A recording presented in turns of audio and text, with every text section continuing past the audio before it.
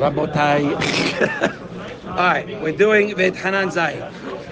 We bring a Gemara in Berachot that Rabbi Hama Bar Hanina says, if there was three Pesukim that Hashem admits that because He created the Yetzer Hara, we are considered Anus. And we defined Anus. What is Anus? Anus is someone that is not liable. Why? Because it was out of my control. So Hashem says that He gives these three pesukim to explain that we are He's taking responsibility for bringing the Yetzer Hara. And the Gemara in Berachot, right, Lamed Bet Amud Aleph says that if it wasn't for Hashem taking responsibility and saying these three pesukim, right, then the legs from under the Soneim Shei Yisrael would be cut up from under them, which we said is euphemism for Yisrael themselves. We would never survive if Hashem did not admit that we're negligent, that we're not negligent, and it's anus specifically because He created it and He has the ability to take it out, and He refuses and He leaves it there. Right? We would have no chance, and Hashem would just decimate us. So thank God. But now the Mahasha comes and says that if that's true, then we should be patur anyway from everything. Everybody should be patur. If Hashem is admitting that He's putting the Yetzer Hara in you, the Mahasha is saying that we should be patur from onesh, from punishment all the time. Why? Because Hashem is the one that caused it, and we know the Yetzer Hara is fire, and we are meat, right? What it says here, Shehare hu haya gorem, right? The Gemara Kiddushin Pei Aleph Amud Aleph says that Hashem is the one that's gorem. The ihu denura, and the Yetzer Hara, ihu, him is fire. It was the Yetzer Hara's fire. The anan and us de bisra. We are meat. And what happens when meat touches fire? It cooks. So technically, we should be, the Mahasha is saying that we should be patur altogether because we shouldn't have any type of onesh because we have no chance whatsoever, right? And now, so that's the question. We say that the Yetzer Hara is also called a fly. We bring a pasuk in Kohelet that says Zevuvim Mavet, right? The fly of death.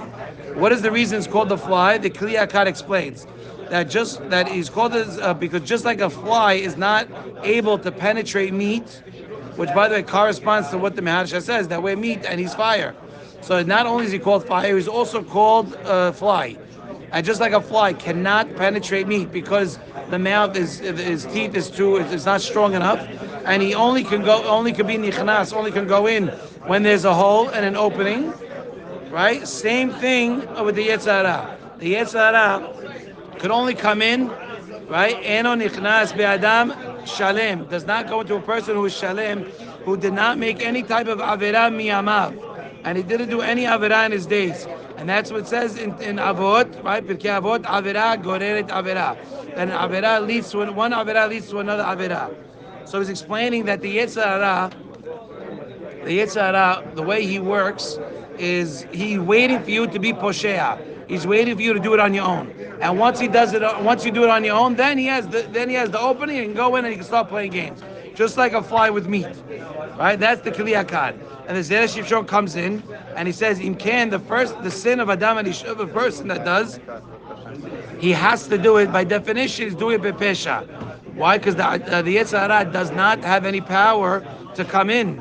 And if he doesn't have power to come in, and the person does it on his own, even though after the person has the ability to protect himself. And if he doesn't protect himself, because again, he's not under the influence of the Yetzer Hara, and if he allows himself to be poshea, right?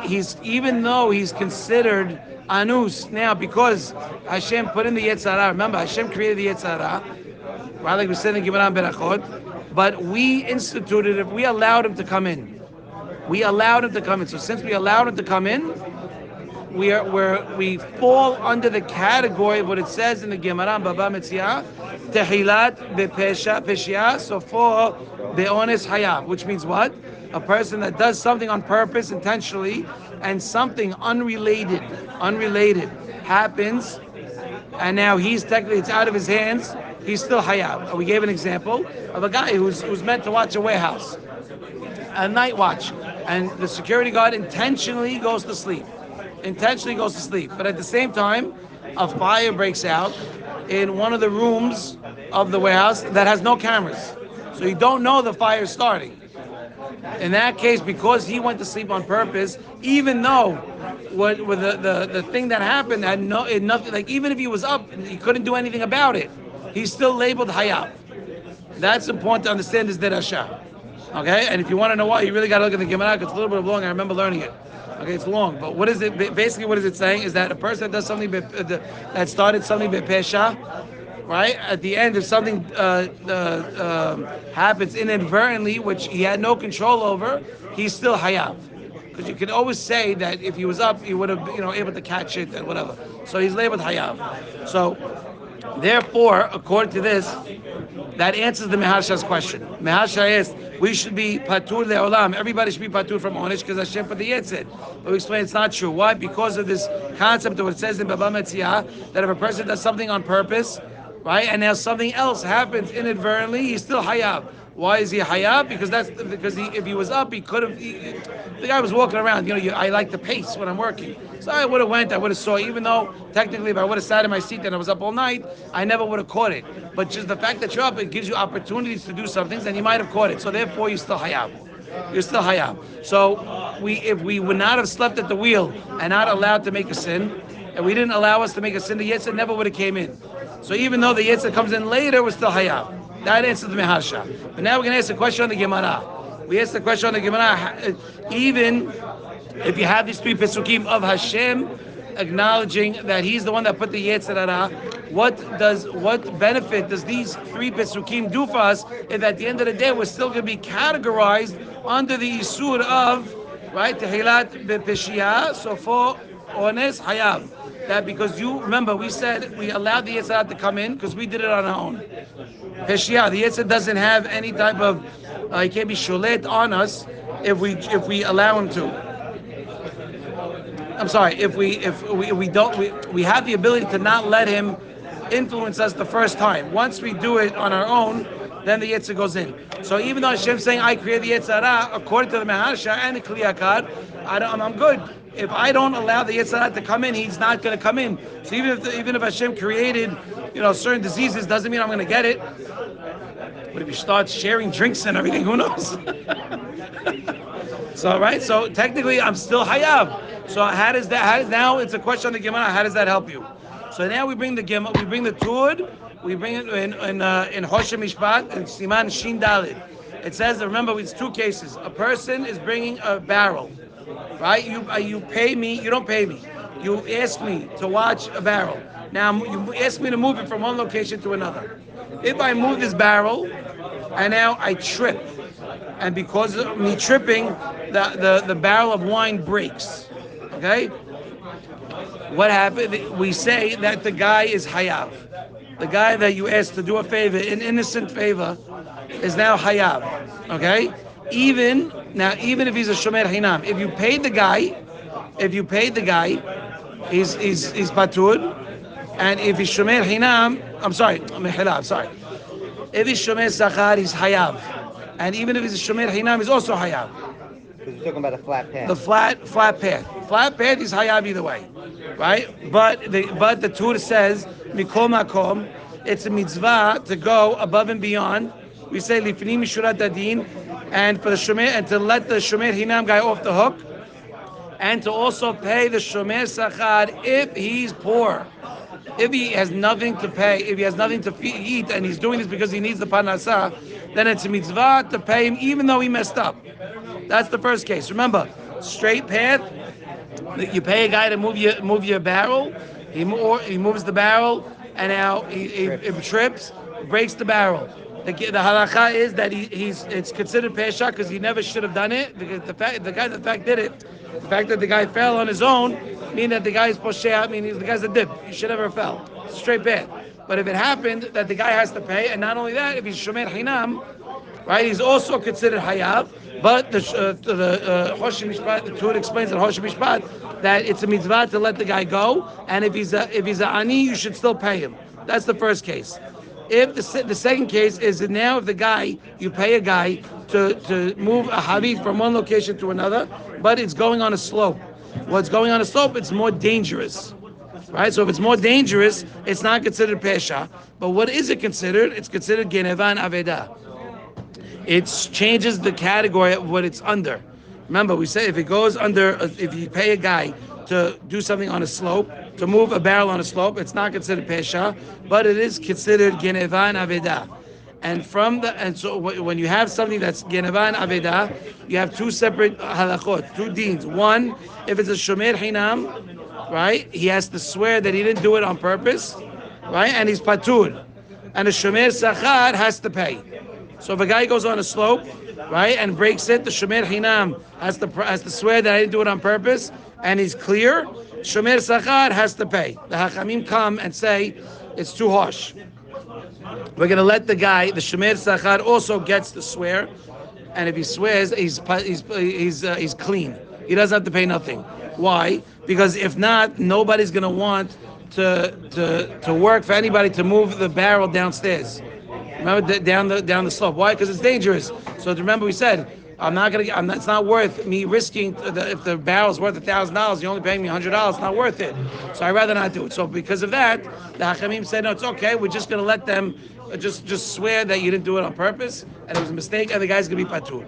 Right now, we're going to bring it back to our case. The question was on the Gemara: is how can we be hayav? Well, we should technically, if we started something with pesha, and at the end it's honest, we should still be hayav according to Meharsha. And the Gemara is saying that if it wasn't for that, we would be destroyed.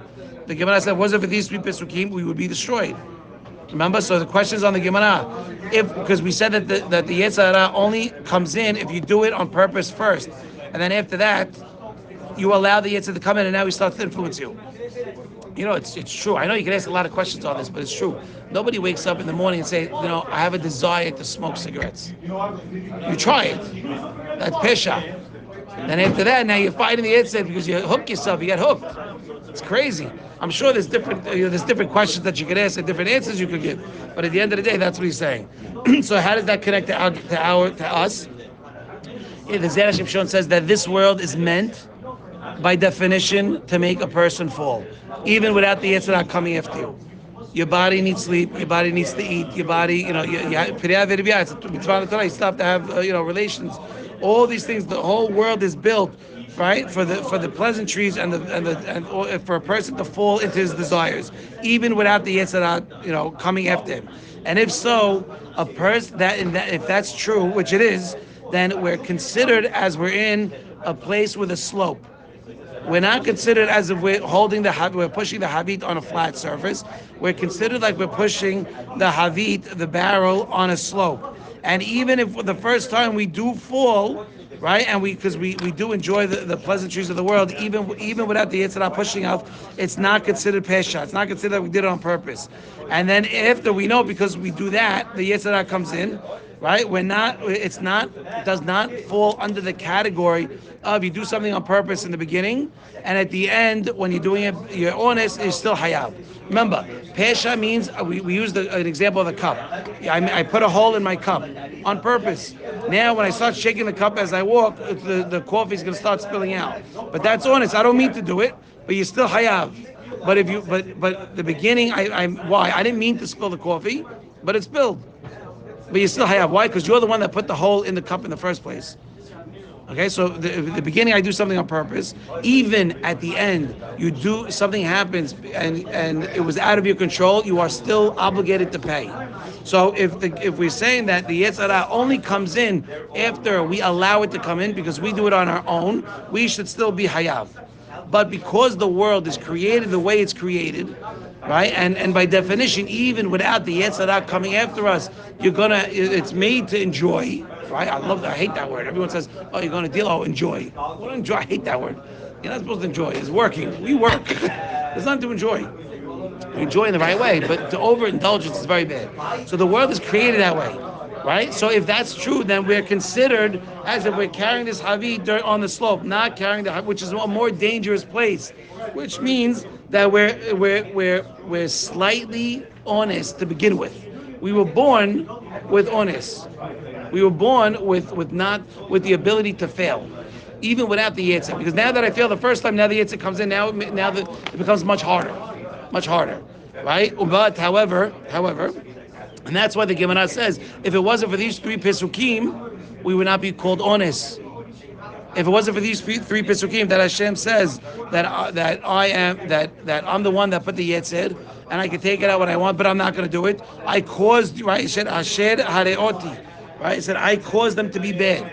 If I cause it to be bad, that means it's on me, not on you. But if I allow it to come in first, technically I should be hayav because I do it on my own. But the Gemara, but we're showing that the Gemara is saying that ilmaleh. Right? If it wasn't for these three pesukim of Hashem acknowledging that yes, it's on me, I can take it out whenever I want, and I'm not. We have the label of honest, but we also have the label of a little bit of honest the minute we walk into this world, because this world is meant to fail, so it's meant to set you up for failure. Right? I remember I had a trip to Vegas, right? Like one of the shows, so I went there for 2 days. I wanted my wife to come with me. She didn't want to come. Okay, I go. So I'm in the lobby. I'm walking, and she calls me up. She goes, "How's it going?" I go, "I don't know. I want to get out of here." She goes, "What do you mean?" I go, "I don't know. Everyone looks like they're up to no good. Like they're looking for problems. They're looking for issues. I mean, even if it doesn't come to you, you're looking for it. So the world is meant. It's meant for you to have these type of issues. But since we were considered a little bit of honest from the beginning, because we did do something, we still have to get punished a little, right? Because it says, accordingly, right, the deen should be like Shomei Sachar, that we are hayav to pay. Remember, we said, according to the letter of the law, if the guy goes by a slope, he's still obligated to pay. But the Hachamim came and said, no, if the guy swears, he won't have to pay. Why? Because otherwise, no one's going to do it. No one's going to want to do it. Mishum hachi, even Israel, we are hayav be'onish. Why? Because we are. So even though we are labeled as honest, it's true what the Gemara says in Berachot. Yes, that thank God that Hashem said this. Otherwise, we'd be decimated because we're going to be responsible for all our sins. But even though that we are considered like a Shomei Sachar going down a slope, the letter of the law should say that we are obligated. But because the Hachamim said that that you just have to swear and you're okay. Same thing. Bnei Yisrael technically should be hayav to get punishment, but he's not. But he's not, because Hashem is the Hamim. Letter of the law, yes, we should, because yes, we did bring it in. We did do it on our own without the Yetzirah, even though the world is set up that way. But at the same time, Hashem is the Hamim, and that's what it says, that Hashem is acknowledging that I'm the one that brought the Yetzirah to you. Good. Then we said, this is the reason that if Bnei Yisrael sin, Akadosh Baruch Hu, we'll end with we'll do only half. It's long, but I can continue, but whatever. That's the reason why it's Hashem. Even we see that Hashem still sustains us even when we do sins. How do we know? We learn from the Egel. Remember that even the day of the Egel that we did it, right? Hashem still sustained us. And how do we know? Because we have a case in the Gemara Baba Metzia that says, With the man. With the man. Yeah, Hashem sustained us with the man. But remember, we had the story of Rabba Bar Hana that he paid a guy to transport his havit, his barrel of wine, from one location to another, and as he did it, he broke it, right? And now they go to Rav, ask him, do I have to pay the guy or not? He broke my $1,000 barrel of wine. So the guy said, please, this is my livelihood. I have no money. I have no way to support my family. Rav said, really, you shouldn't have to pay him because he was negligent. He did it on purpose. But pay him anyway. Why pay him anyway? Because you have to go above and beyond. You don't have to, but you should. And if you want a Tanaim, you should. Right? We bring up Pasuk Leman telech beder tovim.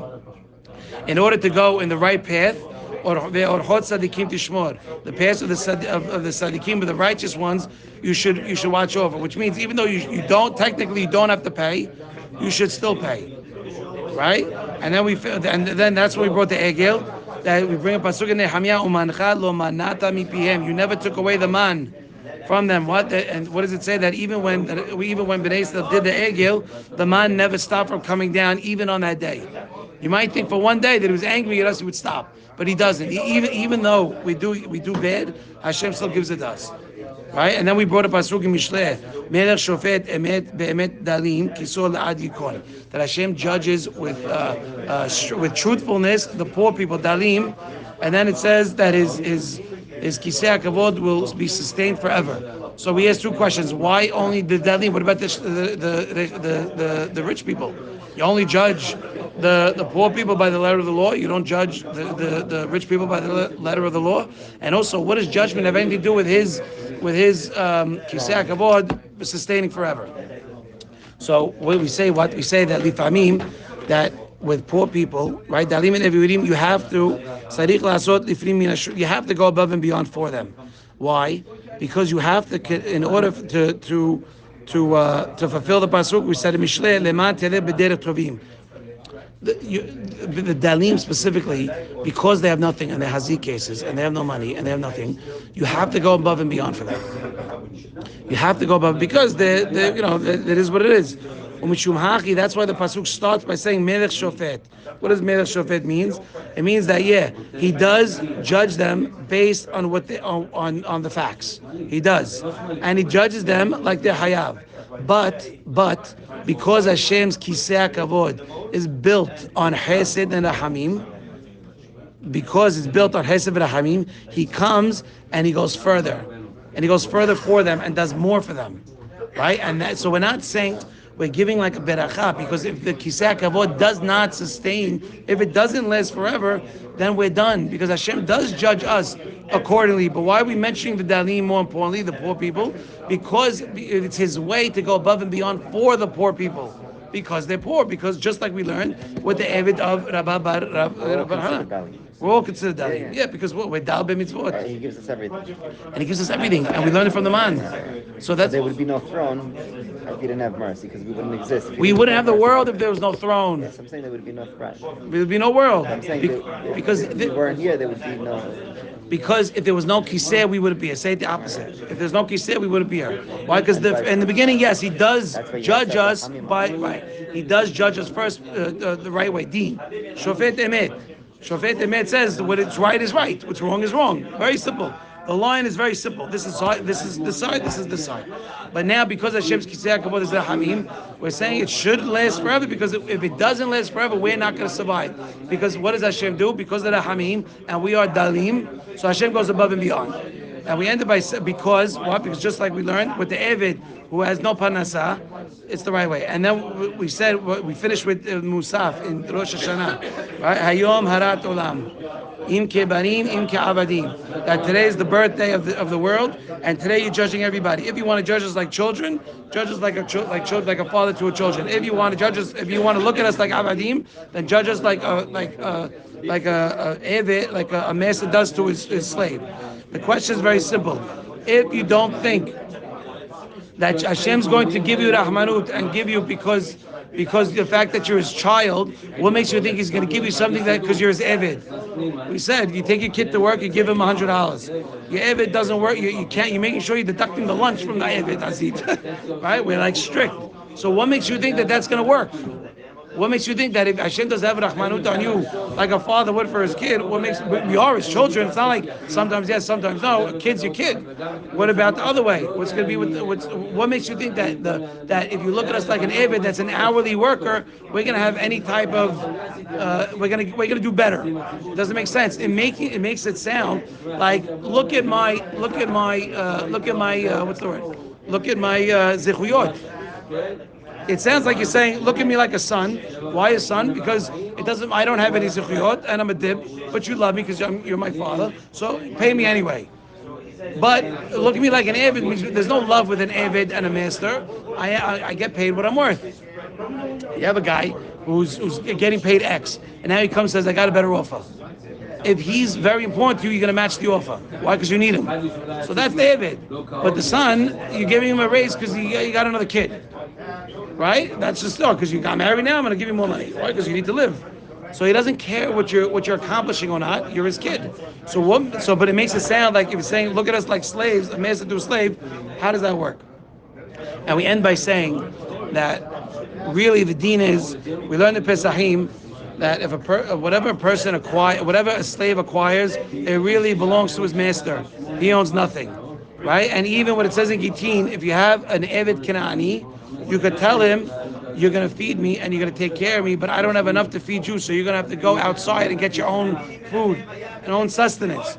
Now the Gemara Gittin over there says, it's not, the deen is, yes, you can do that, but it's not proper. You shouldn't do that. What should you do? You should, fulfill the pasuk, leman telech bederech tovim. In order to go to the right ways, you should make sure you pay him. You should make sure you pay him. right? So it's to say that's the ta'ana. That's our complaint to God. That's our not complaint. That's what we're coming to God with. Treat us like the Abadim. You have to sustain the world. You have to sustain the Pesukim. The Pesukim are emet. The Pesukim Mishneh says, "Leman telech b'derech tovim." Look at us like the Abadim. Even though whatever we have is yours and we don't deserve nothing, nothing. Give it to us anyway because we're trying. We're doing the work. But even though we're not doing it right, we're moving the habit throughout our lives. We're moving the barrel of wine. But if we're posheya and we let it fall, technically you don't have to pay us. But look, by the egel, by the man, you still gave it to us. So do it again here. And that's what we're asking Hashem. So im kibanim, yes, have rahamim like us. But if you're going to look at us like deen, like slaves, no problem. You Hashem have to go lifnim shurat adin. You have to go above and beyond, just like Rabba Bar Hana did for a slave, just like Hashem did for the man, and just like Rav told Rabba Bar Hana to do. And all these different cases that we brought, and the pesukim that we brought, that you have to go above and beyond. Not that you don't, according to the law, you don't, but you should. There's a difference between what I have to and what I could do, and you should always be able to do what you can do, not what you should do, especially when it comes to avodat Hashem. And there's a chut of our learning. We should have a great Rosh Hashanah, all right? And Hashem should look at us like children and like slaves in the both way, and should give us a great year until Mashiach comes. Amen. Amen.